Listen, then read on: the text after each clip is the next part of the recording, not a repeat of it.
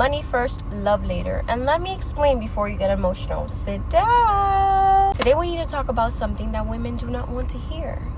A lot of women are not obsessed with love because they're hopeless romantics. A lot of women are obsessed with love because they do not have enough money to be obsessed with freedom. Let me say that again. A lot of women are obsessed with love because they do not have enough money to be obsessed with freedom. Sometimes it's not that you want the man that bad. Sometimes it's not that you don't have options outside of him. You don't have money to travel. You don't have the money to pour into your hobbies or in your self-development, on a coach or whatever investment that you need to invest to teach you how to become a woman. You don't have the money to build a peaceful life. You don't have the money to leave when you're tired. So now a relationship becomes a dream, a title becomes a prize, and a man choosing you becomes the escape. This is why I always tell women the most feminine thing you can do is make your own money. Not because you want to be masculine, not because you want to compete with men, not because you don't desire provision, but because money gives a woman nervous system safety. Money gives you options.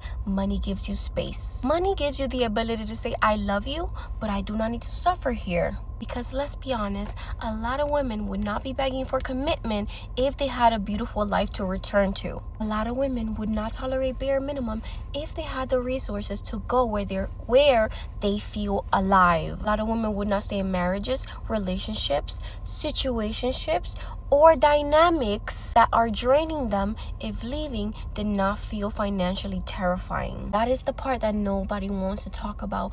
Obviously, you must pair this with doing inner work and working on yourself and personal development, not just money. You have to work on your inside because whatever's inside is what's going to come out of you. Okay? People project how you feel about yourself. They just affirm you through what you believe about subconsciously about yourself. Love is beautiful, but love without options can turn into survival. Love without money can turn into dependence. And love without self-trust can turn into captivity. This is why I don't just teach women to be soft. I teach women to be soft and sovereign. Because softness without resources will have you at the mercy of whoever is paying the bills. And I don't want women performing femininity from a place of fear. I want women embodying femininity from a place of power. Because when you have your own money, dating feels different, motherhood feels different, marriage feels different,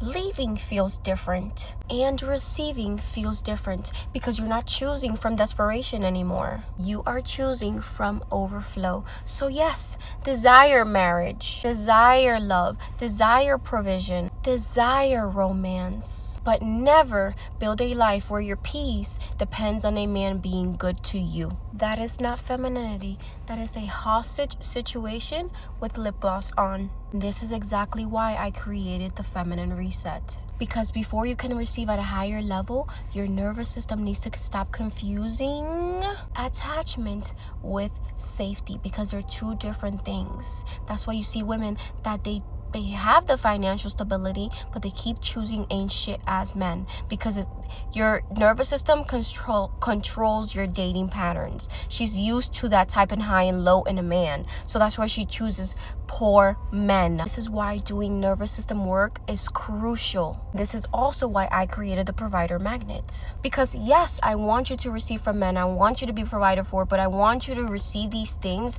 without losing yourself. So yes, money first, love later, because when a woman has options, her standards become real. Okay?